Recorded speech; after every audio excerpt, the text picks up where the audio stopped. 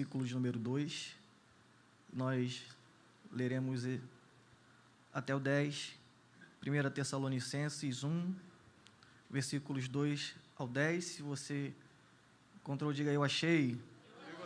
Quero louvar a Deus pela oportunidade que mais uma vez a nossa presidência nos concede, louvar a Deus pela vida do pastor Eliseu Menezes, pastor Marcos Filho, pela confiança de nos conceder a oportunidade nessa noite. Deus abençoe a todo o corpo de obreiros da nossa igreja. Deus abençoe a toda a igreja do Senhor que está nessa noite, que veio para o culto da palavra. Deus abençoe você, que está também pela internet nos acompanhando. Deus em Cristo abençoe a sua vida de maneira extraordinária. Diz o texto, 1 Tessalonicenses 1, a partir do versículo 2, sempre damos graças a Deus por vós todos, fazendo menção de vós em nossas orações, lembrando-nos sem cessar da obra da vossa fé, do trabalho, da caridade, da paciência, da esperança em nosso Senhor Jesus Cristo, diante de nosso Deus e Pai, sabendo, amados irmãos, que a vossa eleição é de Deus. Porque o nosso evangelho não foi a vós somente em palavras, mas também em poder, no Espírito Santo e em muita certeza, como bem sabeis, quais fomos entre vós por amor de vós. E vós fostes feitos nossos imitadores e do Senhor, recebendo a palavra em muita tribulação, com gozo do Espírito Santo, de maneira que fostes exemplo para todos os fiéis na Macedônia e Acaia, porque por vós soou a palavra do Senhor, não somente na Macedônia e Acaia, mas também em todos os lugares a vossa fé para com Deus se espalhou, de tal maneira que já dela não temos necessidade de falar coisa alguma, porque eles mesmos anunciam de nós qual a entrada que tivemos para convosco, e como dos ídolos vos convertestes a Deus para servir ao Deus vivo e verdadeiro, e esperar dos céus a seu Filho, a quem ressuscitou dos mortos, a saber, Jesus, que nos livra da ira futura. Eu quero ler mais uma vez o versículo 7, esse versículo vai ser o eixo central da mensagem, o versículo de número 7, que diz assim: de maneira que fostes exemplo para todos os fiéis na Macedônia e Acaia. Você diz amém? Amém. Você pode tomar o seu assento. Meus irmãos, quando nós lemos as cartas paulinas, é interessante que façamos uma leitura também do livro de Atos dos Apóstolos, porque é no livro de Atos dos Apóstolos que nós temos a narrativa histórica das igrejas que foram fundadas ou tiveram participação do apóstolo Paulo, igrejas essas que recebem posteriormente as cartas que Paulo escreve. Então é muito interessante que sempre que você ler uma das epístolas paulinas, você lê a passagem em Atos que narra a fundação desta igreja, ou o momento em que Paulo passou por aquela cidade e semeou o evangelho ali, deixando uma igreja plantada. Por exemplo, a igreja de Tessalônica, ela tem o seu momento narrado no livro de Atos, ali no capítulo 17, no versículos de 1 a 10, e você pode ler depois. Quando Paulo, no capítulo 16, no verso 9, ele tem uma visão, e na visão ele vê um varão da Macedônia dizendo: passa a Macedônia e ajuda-nos. Paulo entendeu então no seu espírito que era necessário ele ir à região da Macedônia, que era uma das províncias do Império Romano, e ele assim o faz. Ele passa primeiro na cidade de Filipos. Na cidade de Filipos ele ganha algumas vidas, entre elas Lídia, uma vendedora de púrpura. Ele ganha uma menina que era escrava e tinha um espírito maligno de adivinhação. Ele ganha o carcereiro e a sua família. Só que ele é expulso da cidade de Filipos e não passa ali tanto tempo. Saindo de Filipos, ele vai em direção à capital da Macedônia, que era a cidade de Tessalônica. E quando ele chega na cidade de Tessalônica, ele dá prosseguimento àquilo que ele começa em Filipos. A visão que ele teve era: passa a Macedônia e ajuda-nos. Então, Filipos e Tessalônica eram uma das duas principais cidades, sendo Tessalônica a principal cidade, porque era a capital da Macedônia, e ali ele passa um período não muito longo, Atos 17 vai nos narrar que Paulo passa pelo menos 3 sábados ou 3 semanas indo à sinagoga de Tessalônica, porque Paulo tinha o costume de primeiro pregar aos judeus, e se os judeus não o recebessem, ele então passava exclusivamente a anunciar o evangelho para os gentios. Então ele foi durante 3 sábados à sinagoga judaica, mostrar através do Antigo Testamento que Cristo era o cumprimento das profecias, era o Messias esperado pelos judeus. Grande parte dos judeus que estavam ali, participando dos cultos na sinagoga aos sábados, se dividiram. Um grupo creu na mensagem do apóstolo Paulo, um outro grupo não acreditou, não creu e não recebeu a mensagem, e no meio dos judeus havia também participantes daqueles cultos na sinagoga, gregos, que eram tementes a Deus, que a Bíblia chama eles de religiosos ou tementes a Deus, mas eram gregos ou romanos que tinham um apreço pela religião judaica e gostavam de frequentar os cultos da sinagoga. Alguns desses acabavam passando pela conversão ou pela circuncisão, e havia também ali muitas mulheres que eram mulheres ricas. Então, Paulo ele ganhou uma parte daqueles que participavam do culto na sinagoga, ele ganhou parte da membresia da sinagoga judaica ali em Tessalônica.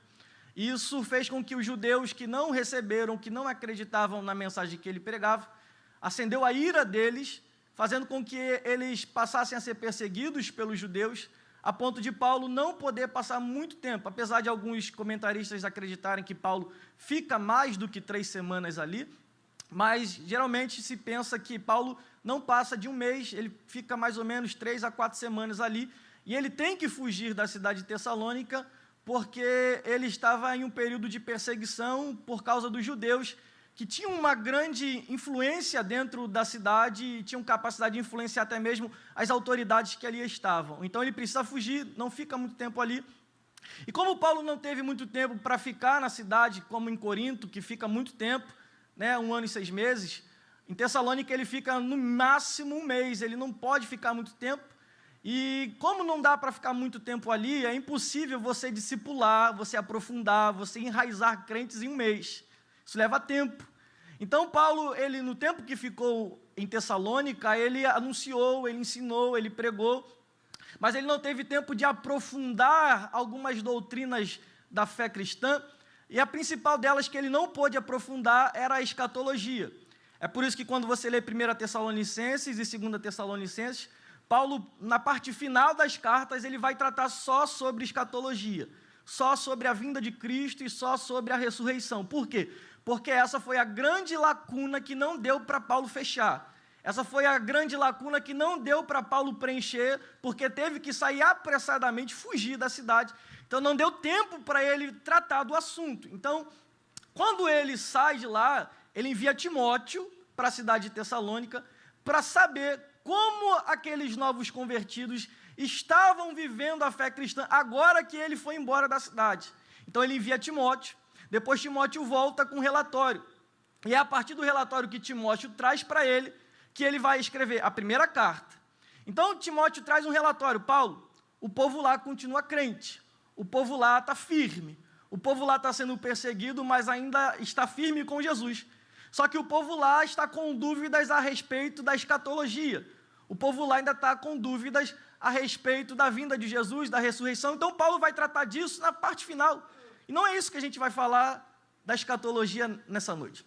Eu quero falar sobre o versículo 7, quando Paulo diz a respeito dos Tessalonicenses, que de maneira que fostes exemplo para todos os fiéis na Macedônia e Acaia. Paulo escreve 13 cartas, dessas 13, 9 para igrejas, são cartas eclesiásticas, mas essa igreja, a igreja de Tessalônica, é a única igreja que Paulo usa essa expressão: vocês são exemplo. Você não vai ver Paulo dizendo que a igreja de Roma, ou os crentes de Roma são exemplo. Ele não diz dos Gálatas que eles eram exemplo, ele não diz dos Efésios, ele não diz dos Colossenses, ele só usa essa expressão: vocês são exemplo, ou vocês foram exemplo para todos os fiéis da Macedônia e Acaia. A única igreja que, dentre todas por onde Paulo passou, ou para todas em que ele escreveu, a igreja de Tessalônica é a única que, na visão de Paulo, era uma igreja modelo, era uma igreja exemplar. A expressão que Paulo usa aqui no grego, tipos, dá a ideia de modelo, padrão, exemplo. O que Paulo está escrevendo para eles, nos primeiros 3 capítulos, ele está querendo relembrar o período que ele passou lá na cidade de Tessalônica, e como agora ele recebe o comentário ou relatório de Timóteo, que volta da cidade trazendo o relatório, e Paulo fica extremamente feliz, entusiasmado, que mesmo depois de ele ter saído, os crentes continuam firmes, crendo no Senhor, em meio da perseguição, mas continuam evangelizando, continuam ganhando almas, continuam esperando a Jesus, continuam com a expectativa da ressurreição e da vinda de Cristo. Paulo fica entusiasmado, ele diz, não, vocês são exemplo, vocês são modelo. A igreja de Tessalônica é uma igreja padrão, é uma igreja modelo, e nós estamos vivendo em uma época em que há uma crise de referencial no Brasil. Há uma crise de modelo, de padrão, de exemplo. Não encontramos exemplo na política, não encontramos exemplo no judiciário, não encontramos exemplo entre artistas, não encontramos exemplos. No mundo em que nós vivemos, há uma crise de referência, inclusive no meio evangélico no Brasil. E há uma busca por padrões. Todo mundo precisa de um padrão, um modelo para seguir.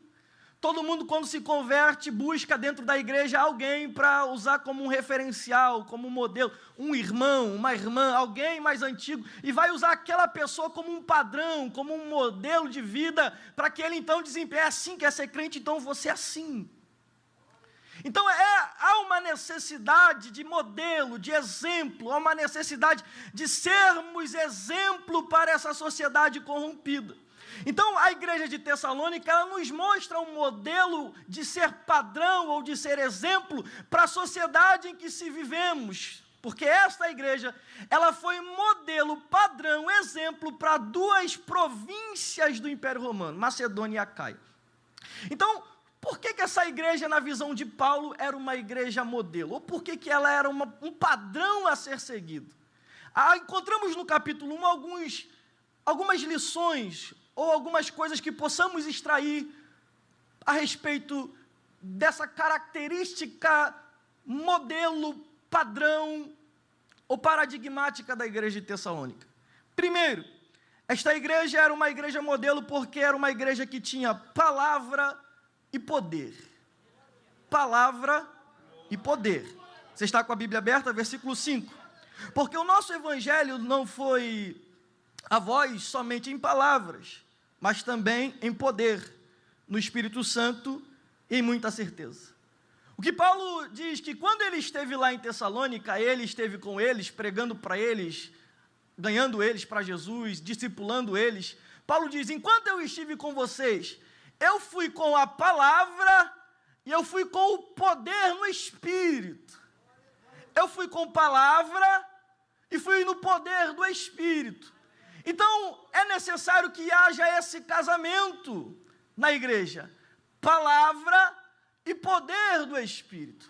É impossível ser uma igreja modelo ou ser uma igreja exemplar somente com o Espírito sem a palavra. Porque se tiver o poder do Espírito, mas não tiver a palavra, vai incorrer-se em fanatismo. É por isso que nós temos muitas igrejas com aberrações, com anomalias no meio pentecostal e neopentecostal. Por quê? Porque há poder do Espírito, mas não há a regulação da palavra, não há a instrução da palavra. E todo o poder precisa de moderação. Por exemplo, o poder elétrico, a energia elétrica, ela é boa, ela traz luz, mas se não houver a moderação, ela pode colocar fogo em uma casa. Então, o poder, ele precisa de moderação ou de controle. E o que é que controla? O que é que padroniza? O que é que coloca o poder no eixo para que ele não se torne poder destrutivo? É a palavra de Deus. Então é necessário que haja poder do Espírito, mas que haja o que? Haja palavra. Porque se não tiver palavra, o poder vai descambar em heresia, em modismos, em erros doutrinários, em desvios de comportamento. Então é necessário que o poder, ele haja um casamento com a palavra, mas também não pode ter só palavra e não ter poder do Espírito. Igrejas que têm só a palavra, mas que não têm o poder do Espírito, se transformam em ortodoxia morta, formalismo morto.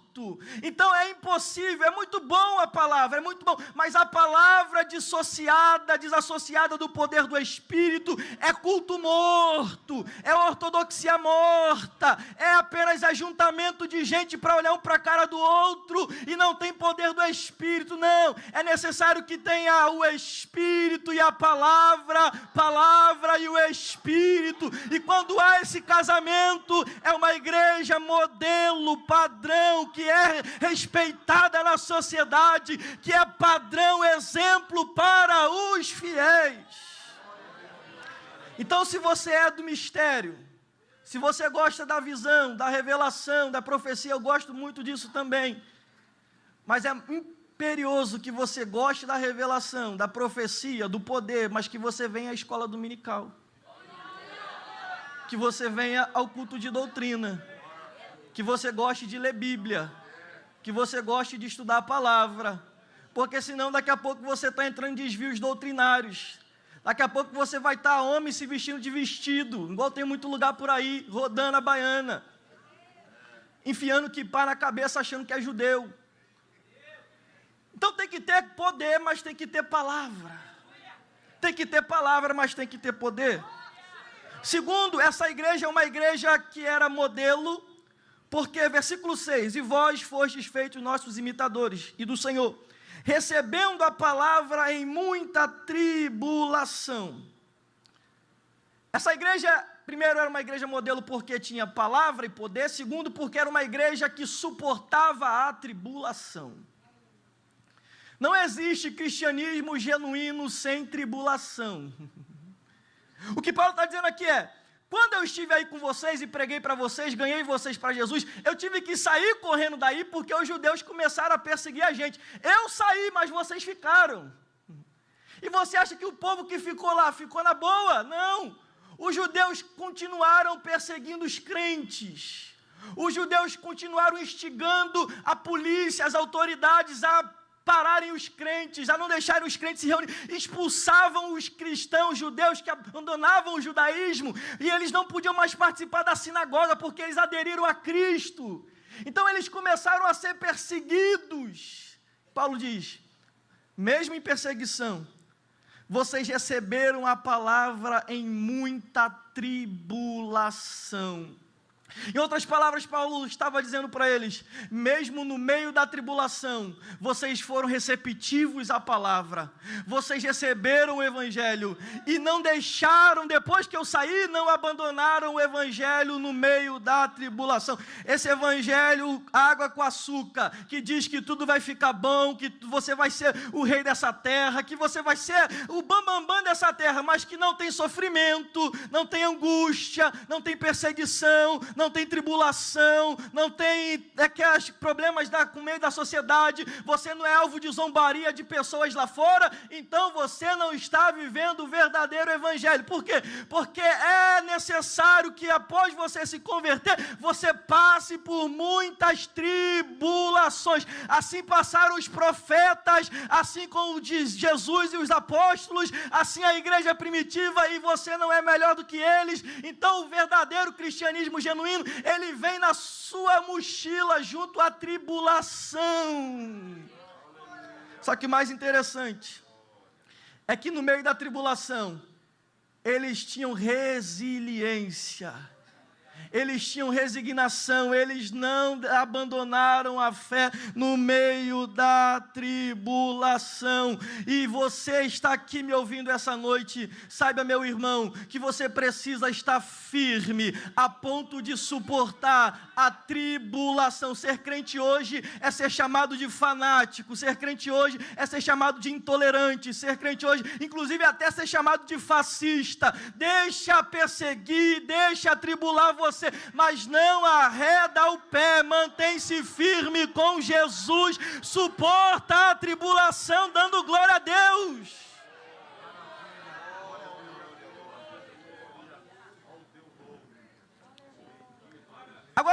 é que eles suportavam a tribulação? Versículo 6 ainda. Com gozo do Espírito Santo. Com gozo do Espírito Santo. Essa igreja é uma igreja que sabia suportar a tribulação e era uma igreja feliz. Irmão, isso é um paradoxo. Como é que você está sofrendo? Você está sendo perseguido, portas se fecham para você, não deixam você participar de algumas coisas, você passa a ser um páreo na sociedade, continua feliz. E você continua feliz. Essa expressão aqui, gozo do Espírito Santo. Paulo está dizendo aqui, de maneira muito enfática, a alegria não vem do homem, não vem da terra, não vem de forma natural. É um gozo que vem daquele que habita dentro de nós, vem do Espírito. É por isso que o crente é um paradoxo na sociedade. Ele sofre, ele às vezes não tem nem dinheiro, às vezes não tem nem o que comer, às vezes mora mal, mas continua alegre, continua feliz, continua dando glória a Deus, não deixa de vir à igreja, coloca a Bíblia debaixo do braço e vem. Como é que continua feliz no meio de uma tribulação dessa? É porque dentro de você existe alguém, e esse alguém não é qualquer pessoa, é a terceira pessoa da Trindade, é o Espírito Santo de Deus, que vai gerando uma coisa chamada alegria do Espírito, que faz você suportar dando glória, faz você suportar dando aleluia, faz você suportar falando em línguas, faz você suportar chorando, se quebrantando, mas não arreda o pé da presença de Jesus. Porque sofrer, meu irmão, ser atribulado, mas ficar triste não dá. Você tem que passar pela tribulação, como dizia Lázaro, dando glória a Deus. Esse povo estava sofrendo, estava sendo atribulado, perseguido. A expressão tribulação, klipsis, no grego, dá a ideia de estar apertado. Mas mesmo assim eles continuavam felizes. Eles continuavam. Como, irmãos? É uma alegria que não é humana. É uma alegria que não vem de coisas terrenas. É uma alegria que não é proveniente de coisas da terra, de bens. É uma alegria que provém do céu. E só crente sabe o que é isso. Só crente sabe o que é isso. Era uma igreja que sofria tribulação com paciência, com perseverança, com muita alegria no Espírito Santo. Não sofriam murmurando. Não sofriam se queixando, não sofriam se lamentando, mas sofriam com alegria. Versículo 8 ainda. Porque por vós soou a palavra do Senhor, não somente na Macedônia e Acaia, mas também em todos os lugares a vossa fé para com Deus se espalhou. Essa igreja também era uma igreja modelo, porque era uma igreja que soava a palavra. É uma igreja que soava a palavra. Essa expressão que Paulo usa aqui, soar, dá a ideia de que uma trombeta. O povo, depois que Paulo saiu, não parou, mas começou a pregar. Começou a anunciar.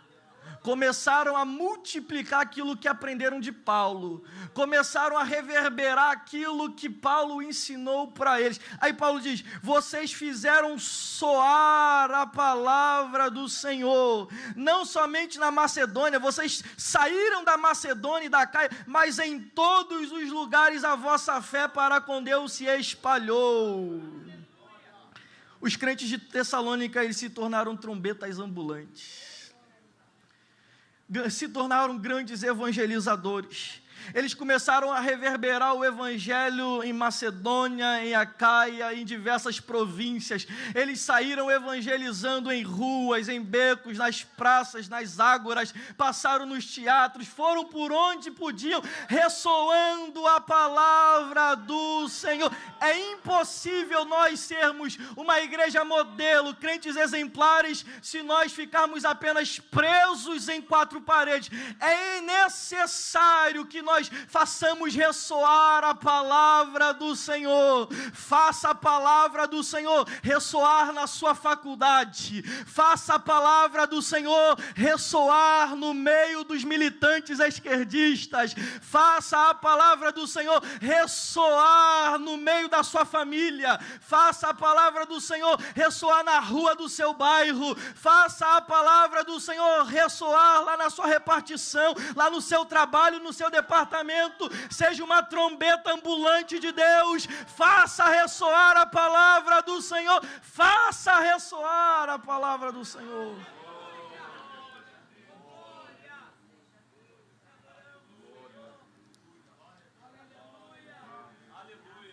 Essa igreja, ela fez ressoar a palavra do Senhor. Esse povo não se conteve dentro de não se conteve dentro da Tessalônica, nem da Macedônia. Eles começaram a se espalhar nas regiões, províncias adjacentes, por onde passando, anunciando, ressoando como a trombeta. Essa igreja era uma igreja modelo, porque essa igreja não era uma igreja que tinha ídolos. Olha o que diz o versículo 9. Porque eles mesmos anunciam de nós qual é a entrada que tivemos para convosco, e como dos ídolos vos convertestes a Deus, para servir ao Deus vivo e verdadeiro.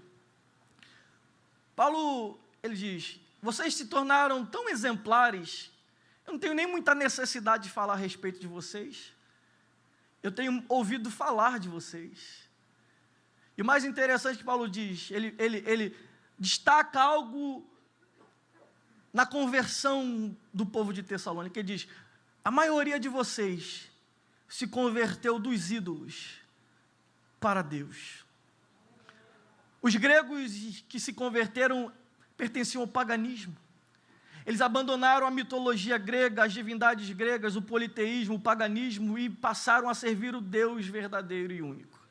Então era uma igreja misturada, uma igreja composta por judeus, uma igreja composta por gregos e romanos, e muitos deles que vinham do paganismo, que deixaram os ídolos para se converter a Deus. Então nessa igreja não havia mais idolatria, nessa igreja não havia mais ídolos. E eu sei que nenhum de vocês aqui tem um santinho em casa, graças a Deus por isso.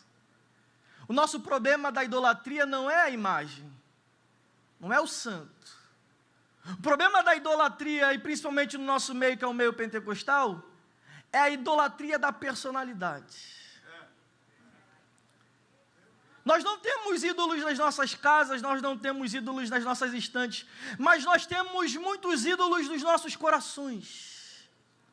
E o meio pentecostal tem uma armadilha, a armadilha da idolatria, porque nós temos a tendência de idolatrar quanto mais a pessoa tem dons carismáticos. Quanto mais se é usado dentro de uma igreja pentecostal com dons, com poder, com graça, com sinais, maior será a tendência dos crentes fazerem daquela pessoa um ídolo. Então nós não temos santos, estátuas, mas nós temos ídolos pregadores, nós temos ídolos cantores, nós temos ídolos pastores, nós temos ídolos profetas, nós temos ídolos irmãos do círculo de oração, nós temos ídolos irmão da revelação, nós temos ídolos, não pode falar dele não toca nele não. E eu falo isso como pregador, gente, eu não falo coisa que eu não sei, eu falo isso como pregador. E na minha adolescência eu tive os meus ídolos, porque eu cresci vendo um grande congresso que teve no Brasil, até hoje ainda tem, e eu cresci vendo pregadores, eu queria ser como eles, idolatrava eles. Porque esse é o nosso contexto pentecostal. É muito bom, eu amo ser pentecostal, mas nós temos algumas anomalias, inclusive a anomalia da idolatria personalística, que quanto mais se é carismático, quanto mais se tem dom, mais as pessoas idolatram. Só que se Deus te usar, você continua servo.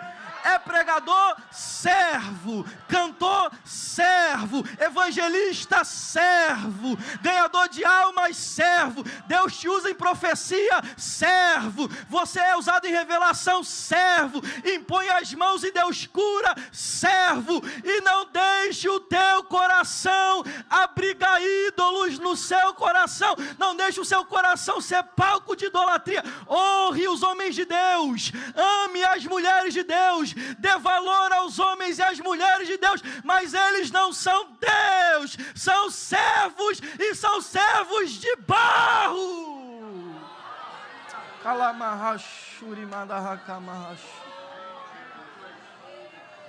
É necessário que nos convertamos dos ídolos para Deus. É necessário que quebremos os ídolos do nosso coração. É necessário que quebremos as nossas idolatrias particulares e joguemos isso debaixo da cruz de Cristo.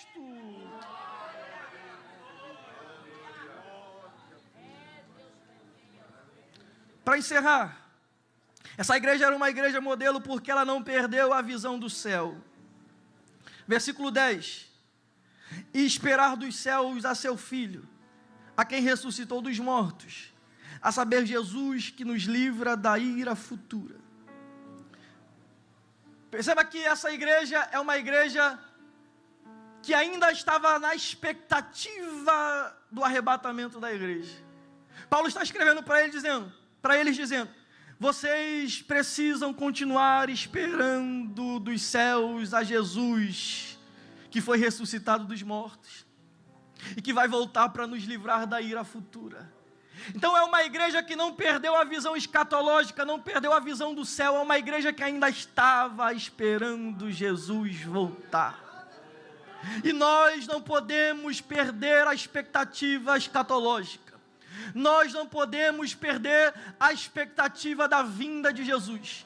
Nós não podemos perder a expectativa do arrebatamento da igreja. Se Deus te der bens, glória a Deus. Se você tiver casa, glória a Deus. Se você quer se formar, se forme. Se você quer casar, case. Se você quiser ser alguém usado nas mãos de Deus, seja usado nas mãos de Deus. Se você quer fazer grandes coisas no meio secular, quer ser um empreendedor, ter um negócio abençoado, faça isso, meu filho. Mas não deixe nada arrancar dos teus olhos espirituais a expectativa do arrebatamento da igreja. Como Tessalônica, nós precisamos continuar esperando dos céus a Jesus, aquele que nos livra da ira futura. Quantos crentes estão sucumbindo com materialismo, estão sucumbindo com as coisas dessa terra, estão sucumbindo com a teologia da autoajuda, estão sucumbindo com o materialismo, com o hedonismo, com o materialismo, estão sucumbindo com tantas coisas, com liberalismo teológico, com sensacionismo, estão debandando, estão perdendo a visão escatológica do céu. Mas nós não podemos perder essa expectativa. Nós não podemos perder essa expectativa. Nós não podemos tirar os nossos olhos do céu. Nós não podemos abandonar a expectativa que nossa terra não é aqui, que aqui nós somos peregrinos, aqui nós estamos de passagem. Esse não é o nosso destino final. O nosso destino final é o céu, e Jesus virá para buscar a igreja. Eu sei que pelo menos tem 30% da igreja acreditando nisso. Eu quero ver se tem mais gente acreditando nisso. Quantos ainda aguardam o arrebatamento da igreja? Se você ainda aguarda, tire 30 segundos para adorar a Deus. Tire 30 segundos para glorificar a Deus. Não perca a expectativa. Case, se forme, tenha filhos, faça a vida acontecer. Mas quando a trombeta tocar, você precisa se desapegar de tudo para subir.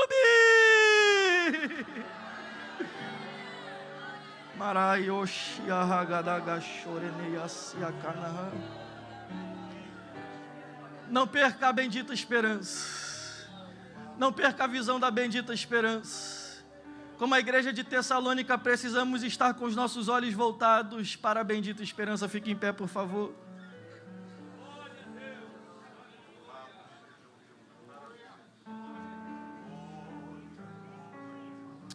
Oh glória, eu estou sentindo Deus aqui. Jesus salva, cura, batiza com o Espírito Santo e levará a igreja para o céu. É o Rei que breve vem. Ele é o Rei que breve vem, Ele é o Rei que breve vem. Eu estou sentindo Deus.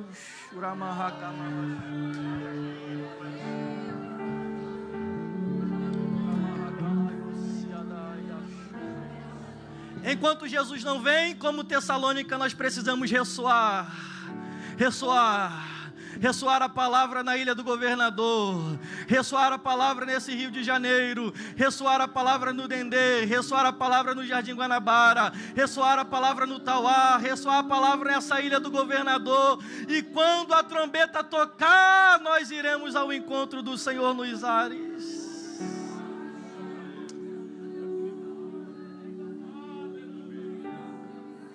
Onde está você que quer nessa noite se juntar a esta igreja? Essa igreja que tem a palavra, que tem o Espírito. Essa igreja que está caminhando debaixo de prova, de luta, mas com alegria. Você que quer se juntar a esta igreja que está ressoando a palavra. Você que quer se juntar a esta igreja que está aguardando a vinda do Filho de Deus. Você pode nesse momento agora tomar esta decisão de aceitar a Cristo como seu Salvador. Basta você falar com uma pessoa que esteja ao seu lado, para que ela acompanhe você, porque você quer Jesus. Você quer se entregar a Jesus. Ou você que está afastado, essa é a oportunidade de você retornar hoje. Jesus vai voltar. E essa igreja está esperando esse momento. E para que você participe do maior evento da história, que será o arrebatamento dos santos, você precisa de Jesus. Jesus precisa estar na sua vida. E você precisa estar ligado no corpo de Jesus, que é a igreja, para participar desse momento. A oportunidade está aberta para você aceitar a Jesus, entregar a sua vida a Jesus. Entregar toda a sua vida, a sua história, o seu coração a Cristo. E Ele vai mudar a sua história. Ele vai escrever o seu nome no livro da vida. Ele vai fazer você alistado naqueles que estarão aptos para subir quando Ele retornar para buscar a igreja. Então a oportunidade está aberta, venha. Se entregue ao Senhor Jesus agora. Saia do seu lugar e vem. Você aí atrás... Você que está nos acompanhando pela internet, você pode também se entregar ao Senhor Jesus. Basta que você digite a mensagem: eu quero receber Jesus como meu Senhor e meu Salvador. A igreja entrará em contato com você. Você que está aqui, que quer se reconciliar com o Senhor Jesus, nós temos a primeira pessoa vindo a Jesus. Nós temos a segunda pessoa vindo a Jesus. Saia do seu lugar. Onde está a terceira pessoa? Onde está a terceira pessoa? Você rapaz, você moça, você senhor, você senhora. Venha, venha, venha, venha. Nós estamos aguardando a Jesus, aquele que livra da ira futura. Aquele que livra da ira futura, só Jesus. Venha, a oportunidade está aberta para você. Entregue a sua vida ao Senhor Jesus. Volte para o Senhor Jesus.